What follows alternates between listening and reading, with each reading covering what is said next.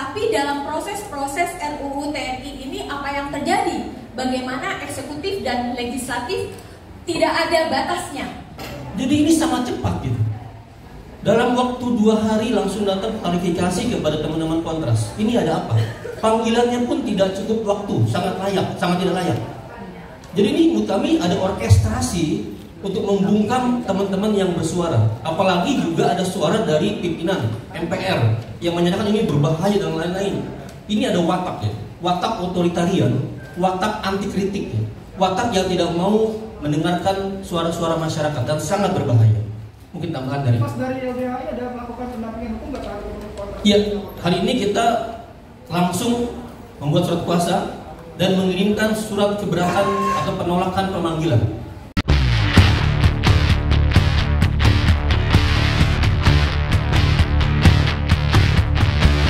Konferensi pers bersama pimpinan Komisi 1 menyatakan kalau rapat itu sebenarnya di hotel dilakukan secara terbuka, tapi kita ketahui kemarin ada anggota Kontras yang diintimidasi. Bagaimana Anda merespon ini?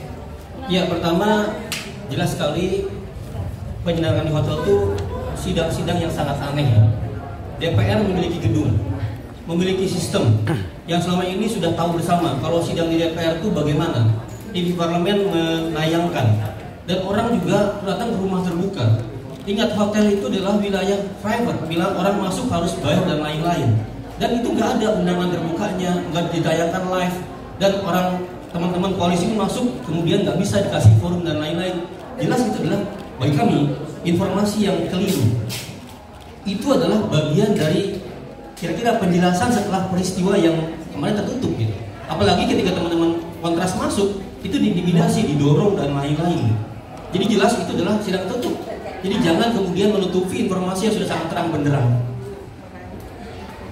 Mas, laporan yang dilakukan oleh hotel gimana? Gimana? Laporan yang dilakukan oleh hotel. Nah, jelas sekali, apalagi ditindaklanjuti diterusi oleh pemidanaan. Ini jelas sekali bahwa mereka tidak menganggap itu forum ruang terbuka. Itu adalah ruang tertutup yang orang dilarang masuk. Sehingga ketika ada orang masuk, warga mau bersuara, warga mau berbicara, warga mau mengeluhkan tentang proses yang tertutup itu, dilaporkan pidana. Dan jelas ini adalah bagian dari pembungkaman orang untuk berekspresi, penghalang-halangan orang untuk berbicara dan menyampaikan kritiknya. Dan ini bagian dari serangan balik, atau kalau disebut namanya SLAP ya, Strategic Lawsuit Against Public Participation. Oleh siapa? Oleh yang disuruh. Kami menduga satpam ini bukan orang yang dia inisiatif, tapi dia disuruh gitu. Jadi menurut saya Fairmont Hotel punya masalah serius. Anda melaporkan warga negara bagi saya adalah tindakan yang justru mengkhianati konstitusi. Dia membungkam adalah bagi kita adalah bagian dari kejahatan legislasi. Karena legislasi adalah terbuka. Legislasi semua orang berpartisipasi. Nah, ketika ada orang mau berpartisipasi, justru dilaporkan pidana. Justru ini adalah tindakan yang bukan kejahatan legislasi. Harusnya kepolisian tidak boleh memproses. Yang aneh, kemudian sehari setelah laporan, di kemarin itu sudah langsung datang laporan, sudah langsung pemanggilan ya. Jadi ini sangat cepat gitu. Dalam waktu 2 hari langsung datang klarifikasi kepada teman-teman Kontras. Ini ada apa? Panggilannya pun tidak cukup waktu, sangat tidak layak. Jadi ini menurut kami ada orkestrasi untuk membungkam teman-teman yang bersuara. Apalagi juga ada suara dari pimpinan MPR yang menyatakan ini berbahaya dan lain-lain. Ini ada watak ya, watak otoritarian, watak anti kritik ya, watak yang tidak mau mendengarkan suara-suara masyarakat dan sangat berbahaya. Mungkin tambahan dari Mas, dari LBHI ada melakukan pendampingan hukum nggak terhadap Kontras? Iya, hari ini kita langsung membuat surat kuasa dan mengirimkan surat keberatan atau penolakan pemanggilan.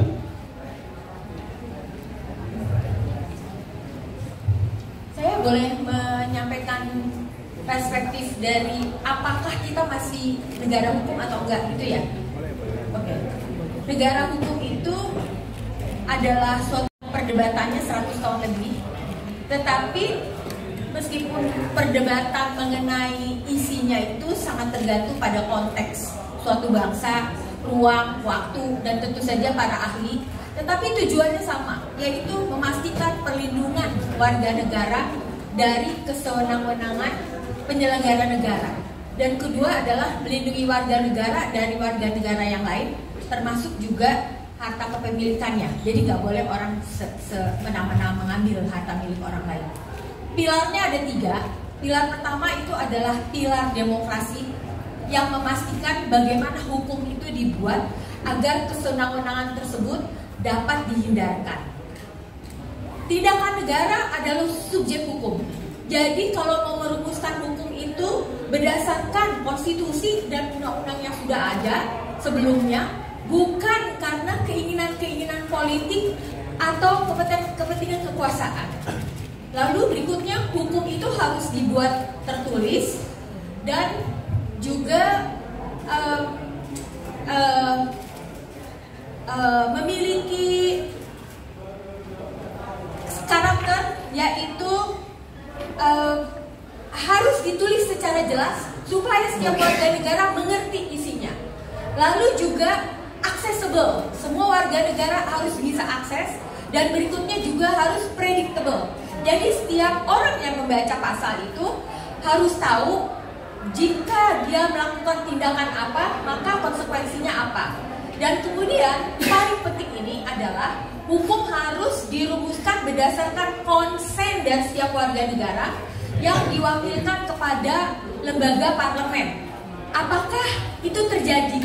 Gitu ya, konsen. Pilar yang kedua adalah pilar yang memastikan safeguarding suatu desain kita ini sebagai bangsa masa depan akan dibawa kemana.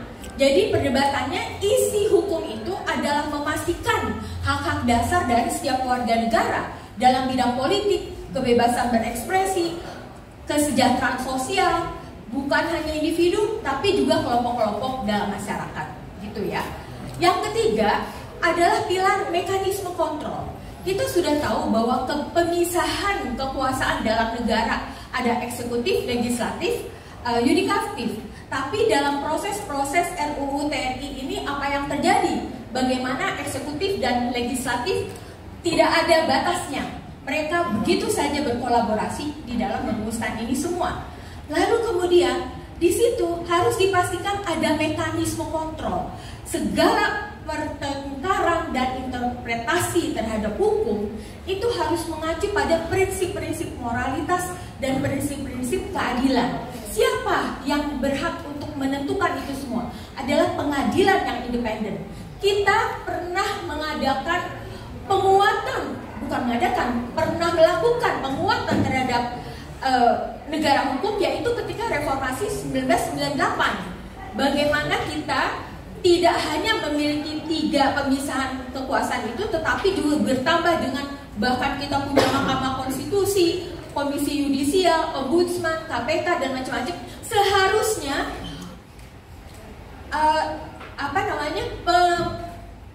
seharusnya itu check and balances dalam pemisahan kekuasaan itu menjadi lebih kencang. Kita semua bisa mengawasi, tapi yang terjadi apa hari ini, gitu ya?